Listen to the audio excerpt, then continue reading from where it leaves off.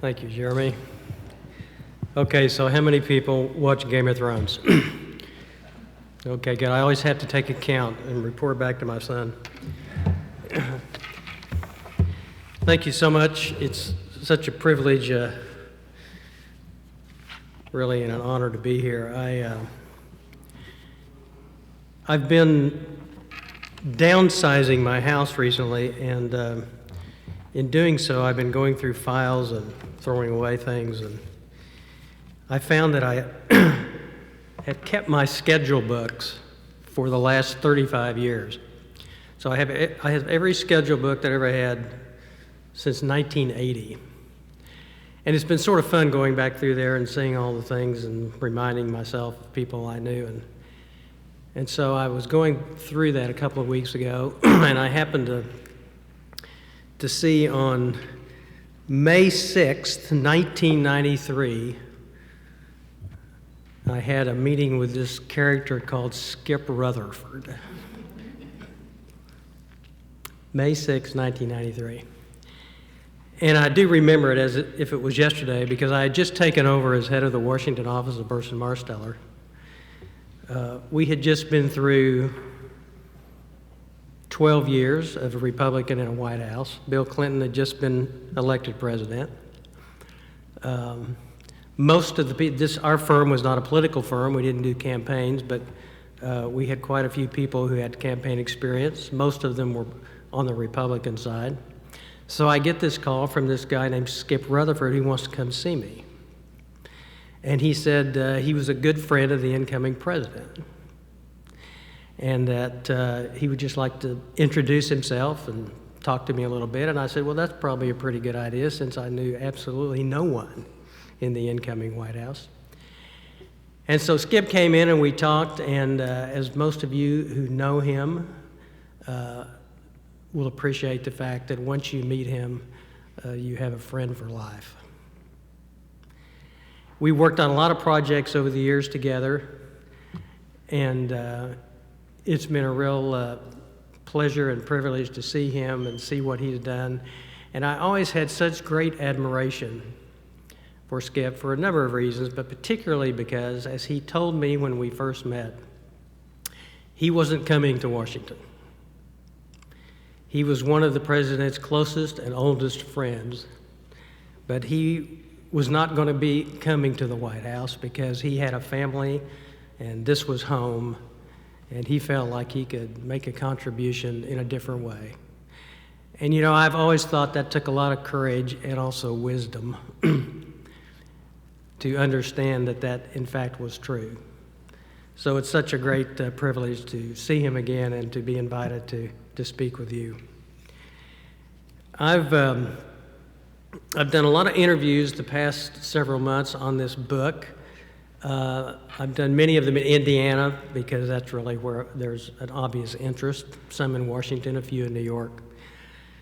And invariably, the first question I'm always asked is, why did you write it? And particularly, why did you write it now? And it didn't really start out to be a book. I really wrote it as just a piece of history to share with the people that were really involved. And one thing led to another, and it sort of evolved into a book. And I think one reason it did, and one reason that some interest was created that we ultimately published it, was because it is something that so many people right now are going through in terms of the same decision-making process on both sides of the aisle. This particular time, more on the Republican side because there are more potential candidates, it being an open seat. But a lot of people are going through this same process of deciding whether or not they want to change their life forever. And I think people thought that this perhaps had some relevance, and that's really why there has been some interest in it. I really wrote the book for three reasons. It is, first of all, sort of a nuts and bolts book on things you have to do if you want to run for president. So for political junkies, and there may be some of you in the room, you know, I think it might be interesting from that standpoint because it does talk about literally the nuts and bolts of what you have to go through. Secondly, it's about this person named Mitch Daniels. and his differentiation and his different approach to both government and campaigning. And whether you agree with him or not, and many of you might not, I think it's an interesting story to see how he approached government and coming up with solutions to problems as governor of a state, and how it would have been different with him as a candidate and a potential president. And then thirdly, it's about the emotional toll it takes on the family, the candidate, but also the family, as you go through this process of trying to decide whether or not you're going to do this. In many ways, I think it is a life-changing episode, more for the family than it is for the candidate. And we talk about that a lot, and I think might be of interest to some people. When I first decided to write it, I had a large file box full of stuff. And it was 2 years after it really had happened. So I went back through it and I first organized it first by subject matter, and then chronologically. And literally chronologically down to the day, which, you know, in today's world where you have emails and you have dates, I could literally do that. And so that's really how the book is presented, beginning really in 2010, and it is divided really into 2010, 11, and 12. So what I'd like to do, I just would like to go through it briefly and take my watch off so I know what we're doing here time-wise, and just hit a few of the high points. And what I would prefer doing is just answering your questions and talking about what you'd like to talk about. It really started with an article in the Wall Street Journal in September of 2009. Kim Strassel does a Saturday interview in the Wall Street Journal, and this one happened to be with the current governor of Indiana, Mitch Daniels. And the first part of the interview, the first question was, well, you know, Governor, you're one of the few popular Republicans in the country today, and a lot of people think you ought to run for president. To which he immediately shut it down and said, that's not, I think his direct quote was, well, don't sit by the phone and wait for me to call. So I read that article, and a few days later, I picked up the phone and I called him. I said, you know, it was a great article in the Wall Street Journal, and, you know, what do you think about this idea of running for president?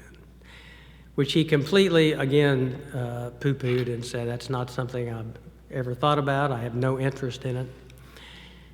And other friends of his and mine read the same article. We started trading phone calls and emails, and I called him maybe a month later, and I said, you know, a lot of people are sort of interested in this. Won't you, you know, at least maybe get together a few people and talk about it? So finally he agreed. He said, just, you know, to see some old friends, I'll get some people together. But he said, really, this really is the dumbest idea you've ever had. So I finally got him to do so, and in January of 2010, we had a meeting of 7 people, all close friends of his, different walks of life.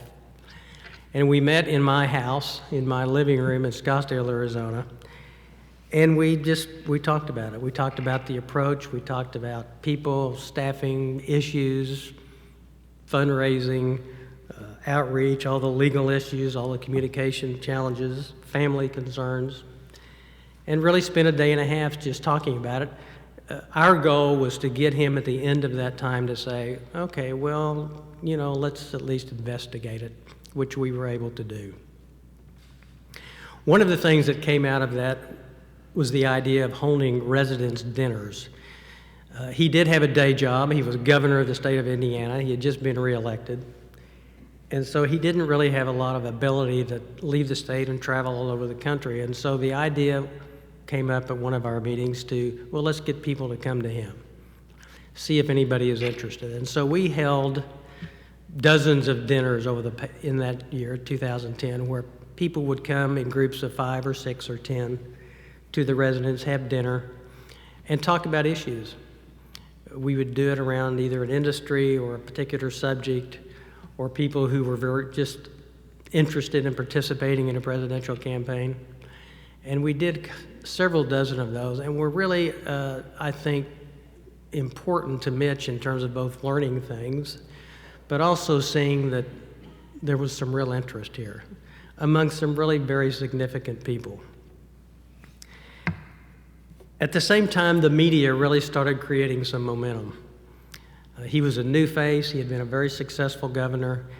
And at that period of time, you'll have to remember that the issue of the day really was fiscal discipline, the debt that we were leaving our children and grandchildren, and that really was Mitch's issue.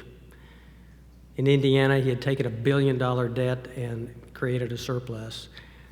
He was famously known as a budget cutter, very frugal in his own personal life, and it really was his issue. So a lot of media momentum started happening around him. In the book, I talk about crises, and I think I list 5. In any national campaign, you have crises. And how you handle those crises is telling, I think, both in what kind of candidate you'll be and really in what kind of president you'll be. And I list 5. The one that was the most prominent from day one was his continual press interviews where he said, you know, I don't really want to do this. I've never thought about doing it. It's not something I think I will do. And as we were trying to get hundreds of people to come to Indiana to meet him and to pledge their support, it was a little bit of a problem. And so as you will read, if you read the book, we had many sessions on that subject because our whole mantra to him was, look, do nothing to deny the option, which he intellectually agreed with, but it was very difficult for him to get over that hump. One of the other crises that we talk about a lot, and which got a lot of play, was his idea of a social truce. So for a Republican running in a Republican primary, that was a pretty big deal. And the very first meeting we had in my living room, one of the first things out of his mouth was, he said, you know, if I would do this crazy thing, I would insist on concentrating on the issues that matter more than anything else. And in his mind, that was the debt and fiscal discipline and getting our house in order. He said, and I would just want to call a truce on social issues. I'm not trying to change anyone's mind. I'm not trying to talk anybody out of their position. He said, I agree with most of them. But in my mind, we need to solve survival issues first, and then we'll talk about the social issues. Well, that, of course, caused a firestorm in terms of the Republican primary voter, and was one of the crises that we had to deal with, and handled it sometimes poorly, sometimes fairly well, but would have been a major issue if he had decided to run. And we talk about other crises in the book. So 2010 was really devoted to developing policy positions, trying to get people who were going to be major fundraisers and major contributors to hold off making commitments to other people. And again, media momentum was a very key element in 2010. As we went through it, as we neared the end of 2010, we kept saying, Mitch, you know, we need to make a decision here. Even if it's not a public decision, we need to make a decision. And how's it going with the family in terms of their response to this idea? So we came to the end of 2010, and we had a major strategy meeting to talk about next year and to talk about the fact that we really needed to have a decision the first quarter of 2011. And we came to that meeting, and as I describe in the book, we opened every meeting we ever had with Mitch by saying, okay, so where's your head today? Are you interested in really trying to do this or not? And in December of 2010, he opened that meeting in Indianapolis by saying, you know, I'm 80% there, which to most of us was a complete shocker because we felt that we were making a lot of progress, but we didn't know that he was really there in his own mind. And so that got everyone enthusiastic, and we got ready to leave, and he pulled me aside and he said, you know, I do want to talk to you about one thing. And so he and I went off together, and he said, you know, I didn't want to let everyone else know about this because everyone's so enthusiastic, but I do think we have an issue with the family. And so it was decided that that evening I would have a session with Sherry, the wife. I'd known Sherry as long as I'd known Mitch. And I was designated as the person to go talk with her to say, you know, this is really something that we think now might be possible. There are a lot of people, it's not just 7 people in this room, but there are a lot of people around the country that are interested in Mitch doing this. So what do you think? I spent 2 hours with her. And at the end of that meeting, I was convinced that it simply was not ever going to happen. We had a very frank, candid conversation. My side of that conversation is in the book, for those of you who are interested in it. Most of hers is not. But suffice it to say, the attitude of Sherry, and he had 4 grown daughters, was this simply isn't the way we want to live the rest of our life. And you know, when you go into a campaign like this, it's not just a campaign. You go into it believing that you're going to win.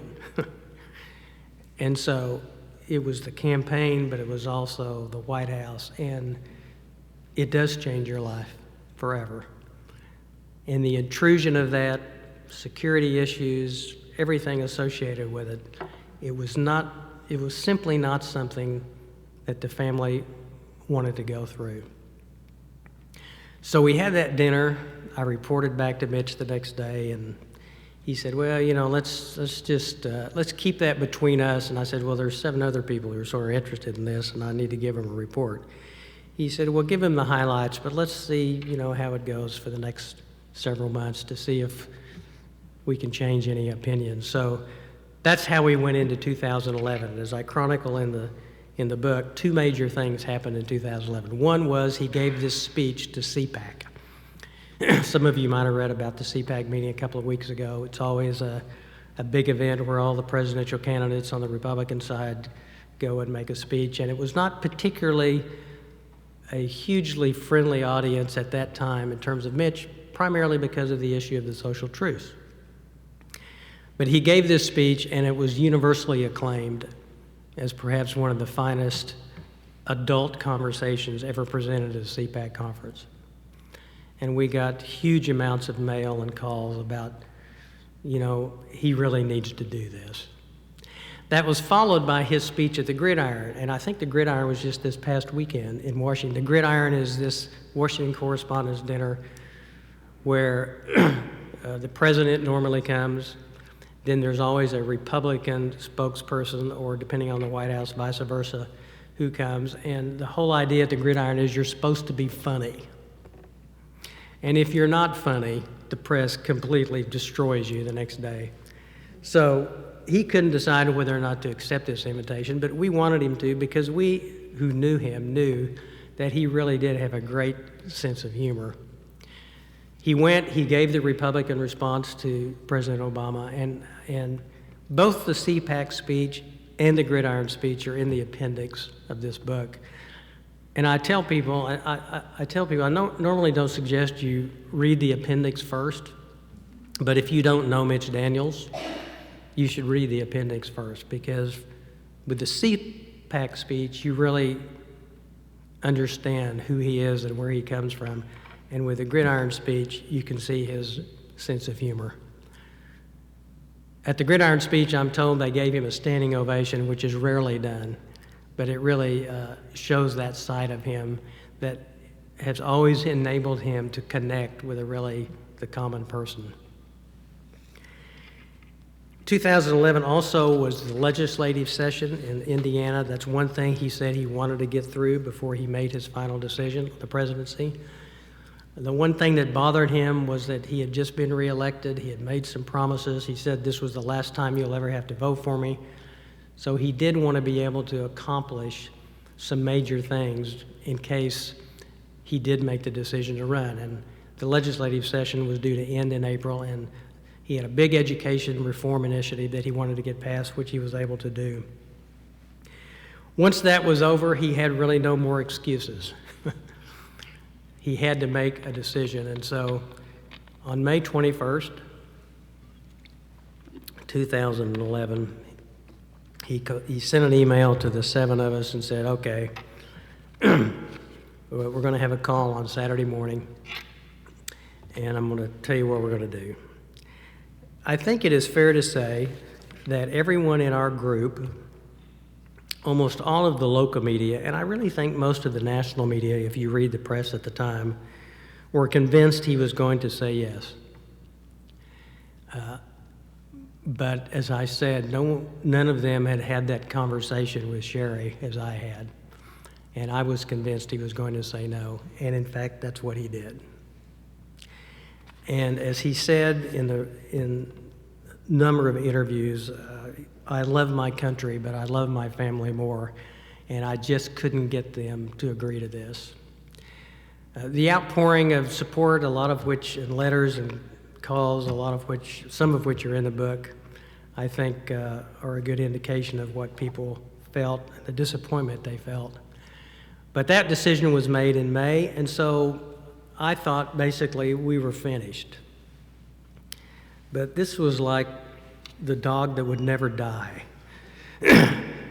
And as the end of the year came and the first part of 2012 came, Mitch was asked to give the State of the Union response. He was asked to give it because they were trying to find someone who wasn't going to be a candidate. And so he gave the State of the Union response, and again, the media, almost to a person, acclaimed it as one of the finest contrasting State of the Unions they'd ever heard. And so it all started up again. We'd get letters, and he'd get calls and emails. Talk now was of a potential vice presidential slot and whether or not he would be interested. And in late spring, he called me and said that he had gotten a call from the board at Purdue University and that they had expressed an interest in him. They were getting ready to search for a new president, and that they had a real interest in him being the next president, but they wouldn't even have a search if he would say yes. But if he said yes, even though he wouldn't do it until his term ended 9 months from then, he would have to completely get out of anything political and make a commitment within 30 days, which is what he did. So that took him out of not only the vice presidential possibility, but any active involvement in the campaign. You'll see in the book there is what we call an afterword that Mitch wrote that sort of gives his point of view on the whole thing, but also about that decision. And I do want to, before I open it up for questions, read one very short passage out of the book to you, because I think it captures so much of what those of us who were interested in him felt at that time. And it was a column on January 16th, 2013, a couple of weeks before the inauguration for President Obama's second term. And it was written by Michael Gerson, who's a former presidential speechwriter and was now a columnist for the Miami Herald. And he posted a column that he entitled, "Mitch Daniels, the One Who Got Away." It was really a superbly written conclusion to the Mitch Daniels story, I think, and raised again sort of that spectrum of what might have been, which was really on the minds of so many of us who were involved with it. He had interviewed Mitch. He had worked with him actually in the White House, so he knew him, and he had a long interview with him before he wrote this column. And he talked about his new role in academia, which is a very prestigious role, prestigious university. Talked to him about him entering this new phase of his life and about his appeal to the young people, his willingness to really have an adult conversation with the American people. But he concluded his article by saying this: returning quietly to private life after public service is honorable and admirable. But this doesn't change one fact. The best Democratic politician in America is about to take his oath as President of the United States.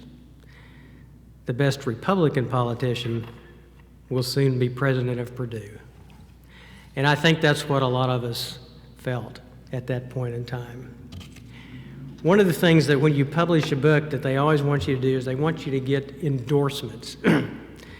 And I felt very appreciative and privileged to have 4 people who really said some great things about really Mitch. This had nothing to do with me. They all did it because of Mitch. And George Will, who's a syndicated columnist, conservative columnist for the Washington Post and a commentator, said that in his view, this book was a fascinating look at the interplay of the personal and the political, a story of one of modern history's might-have-beens. Pat Goodell, who was President Carter's pollster and strategist, Charlie Cook, who's editor of the Cook Report, one of the best nonpartisan, really, bipartisan, nonpartisan political reports. And then someone who most of you, I think, will recognize, Erskine Bowles, President Emeritus of the University of North Carolina, former Chief of Staff to President Clinton. And he said, any American, Republican or Democrat, will enjoy this book, but I guarantee you it will also break your heart. You'll read why a qualified, experienced, successful public servant who is a good man decided he could not run for President of the United States, just at a time when both parties need leaders like Governor Daniels to offer themselves for service in high office. You know, people go to Washington for a variety of reasons. Changing the world is usually one of them. Public service takes many forms. And in my view, it is a sacrifice, really, in many ways. But it can be a contribution of great significance. Someone once said that life is not about success, it is about significance.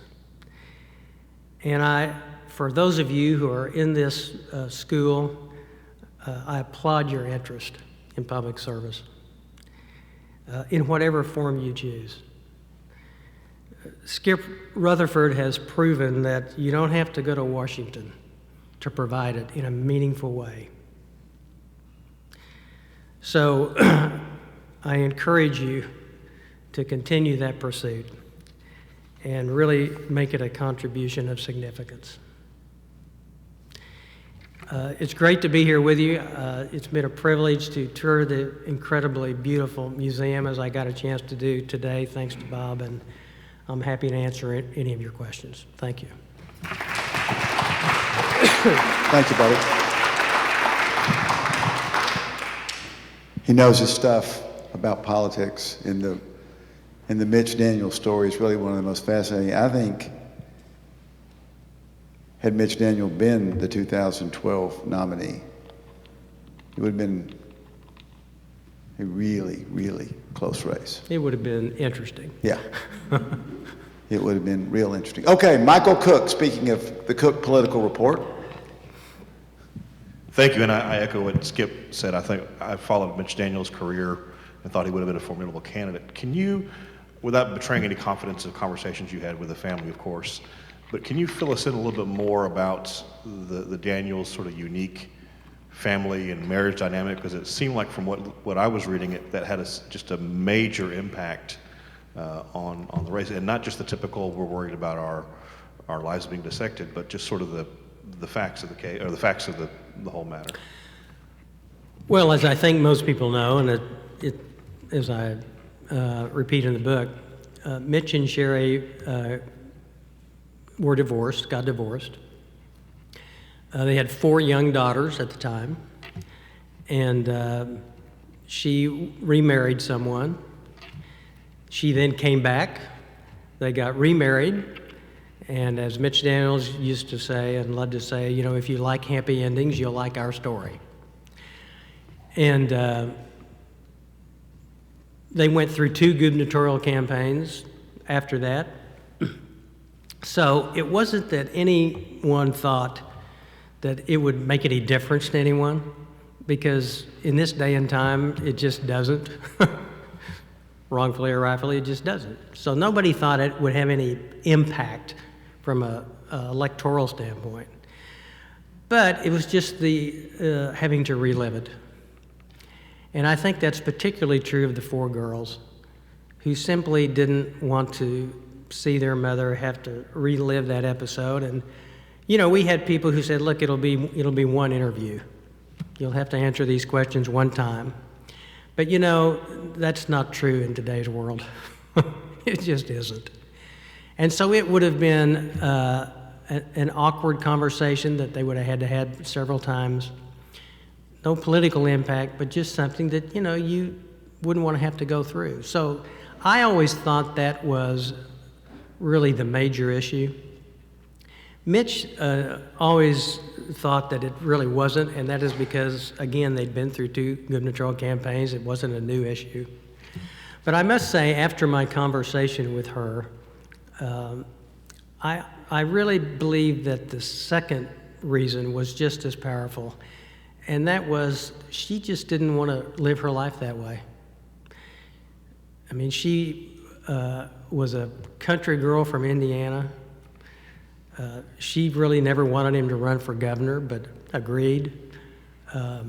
She wanted to be able to go with her friends to the Starbucks and not have 3 highway patrolmen surrounding her. The intrusion in their lives and the lives of their daughters, which, again, believing if you run, you win, just would have been what it is, and forever. So it really was those 2 things, and I think at the end of the day,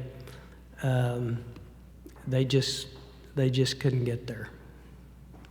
I tell people, you know, we had 2 challenges with Mitch Daniels. One, our first challenge was convincing him that this is something he really ought to do and could do, and we did pretty well with that one. But our second challenge was with the family, and we didn't do so well with that one. Yes, right over here. We'll get you next. This may be kind of a 2-pronged question, but one, do you think, how much did they think about the partisan blocs, and especially how polarizing they could be? And I guess from your opinion, I'm not saying this about anybody in particular, but do you think it takes someone who's a bit of a narcissist to run for president and be a president? Probably, yes. I think the interesting thing about Mitch was truly he never thought about this. This was not something he had to do within his own soul. And he really did need to be convinced by a lot of people that this was sort of his time. It was his issue.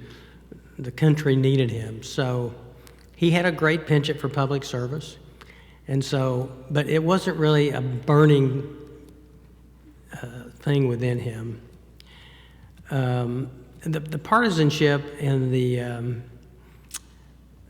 ability to, the necessity of being able to work with both sides is a major factor. And he, I think, had proven that many times as governor of Indiana. When he was first governor of Indiana, he had a Democrat House and Senate.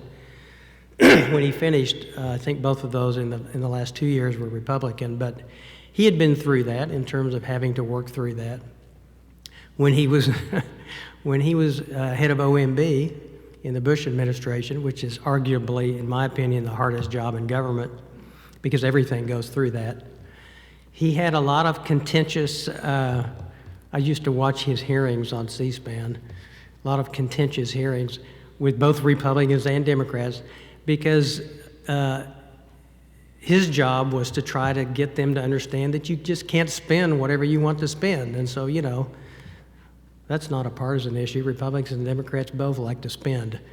And so he'd been through a lot of wars in that way. And I think from the standpoint of his experience, that he would have had the ability to try to do some good there. But, you know, the whole digital age that we live in today, with digital and social media, as I was telling Nikolai in our conversation, is a wonderful thing in many ways.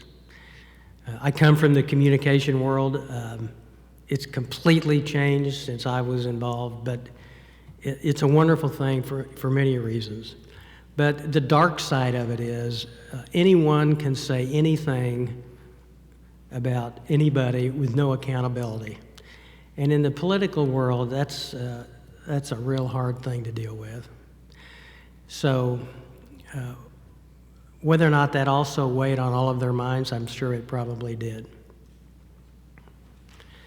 And right here has a question, Bob. I have two. What did his daughters think about him being governor and them being all closed in?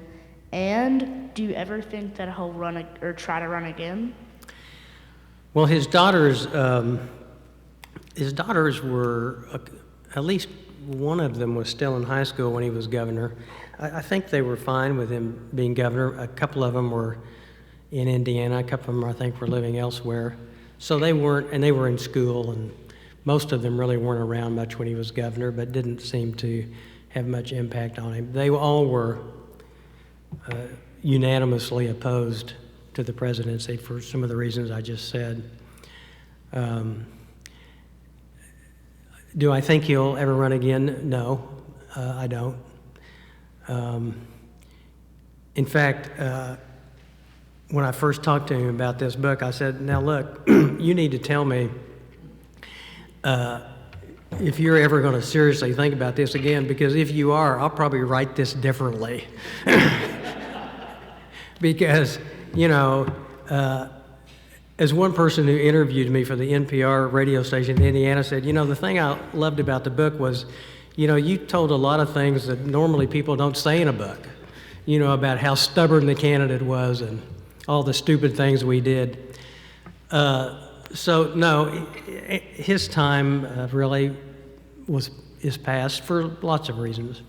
One, his commitment to Purdue and his belief that he still has an opportunity to contribute in a meaningful way. And he's very involved in some reform initiatives there. He loves being with the students. And, you know, politics is about timing in so many ways.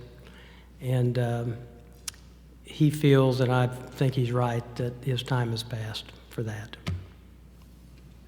Well, his time may be past, but if his friend, who has the last name with the other president that he worked with, is elected to the White House, I wouldn't at all be surprised to see him get a call about service. Not that he would run, but he might get that call. Hey, thank you for being here. My name is you. Austin Harrison. I'm a student here at the Clinton School. And also, thank you for bringing the son with you from Arizona. Happy to do it. My question's regarding preparing a potential candidate for speeches like CPAC and Gridiron, and the difficulty of appealing to the Republican base, but also keeping yourself prepared for a possible general election, not straying too far to the right so that you can kind of get that 10% that really determines who will be the next president. It's a real challenge. I will say this, you know, no one wrote Mitch Daniels' speeches ever except himself. I mean, that CPAC speech, the Gridiron speech, I think he had a little help on the jokes in the Gridiron speech, but he always wrote everything. And I tell people, you know, if he had actually run for president, it would have been an absolute nightmare because he was the best advertising guy, he was the best speechwriter, he was the best political strategist. And, you know, when you run for president, you simply can't do all that. You're busy being the candidate. But every word he wrote was always his. And he really did have this. One of the first things out of his mouth when we first met was, if I would do this, I want to run to govern, not just to win. I want to be truthful with the American people. I want to have an adult conversation. I want to talk about survival issues. These were all his words. And I don't know if you can win doing that or not. Honestly, I don't know. We would have liked to have found out. But the challenge for Republicans and Democrats in different ways, having to appeal to your base to win the primary, but then having to appeal to the American people generally with a broader message is always a challenge. And I think Mitch's approach would have been a little different, and I don't know if it would have been as successful or not, but it's something that all candidates face, and I think the way they deal with it is a pretty telling aspect of what kind of president they would be. Well, the interesting thing about my friendship with Don was Burson Marsteller. I don't know whether you know Burson Marsteller, but you should. I mean, it's probably the best international PR firm in the world, and he was running it. But after Bill Clinton was elected, and we were talking about things, and people said, if you ever go to Washington, you got to meet this guy named Don Cogman, and you got to meet his friend Charlie Black, because they dominate Republican politics. Knowing that I was a political animal, I thought, okay, my goal is to sit down and have a cup of coffee with Don Cogman and Charlie Black and talk politics. And they both gave me time to do it, which I appreciate. So, Mr. Cogman, we now see 20-some years later, who is your party going to nominate for president in 2016? I know who the Democrats are likely to nominate, but I'm not sure who the Republicans are, and I trust your judgment. I was going to say, why don't you ask me about the Democrats? I have an answer for that. I got that one's easier. As you said, we don't have a bench on the Democratic side, but you've got a big one on the Republican side. Well, you know I'm not going to answer that, but because actually I have no clue. I mean, there could be a dozen candidates running, and I think probably there will be, which, you know, that's what democracy is all about. I think that will whittle down pretty quickly. You know, running for president is hard. It really is, and it's hard for a lot of reasons. But I think we'll have a dozen candidates. I think a half a dozen of them will be good candidates. But it's all about money, organization, and who makes the least mistakes last. And I really honestly don't know. Jeb Bush obviously looks like he will be a candidate. I told Skip, I said, you know, in many ways, I'd love to see a Jeb Bush, Hillary Clinton race, because then the last names wouldn't make any difference. They could just run as who they are, and their vision and their experience and what they want to do. I think if it's Hillary versus somebody not named Bush, then the Clinton name will have both assets and liabilities. I think if it was a Jeb against some other Democrat, the Bush last name would have liabilities. So in some ways it'd be great to have them both run against each other, and then the last names wouldn't make any difference. But I honestly don't know. I think it's a wide open race, and I think it could be you know, we're at a difficult time in our world, really. And it should be a very interesting 2 years. The Republican speaker at Gridiron this year was a guy another governor by the name of Scott Walker. He was the one who filled the Mitch Daniels role this time, which is quite interesting.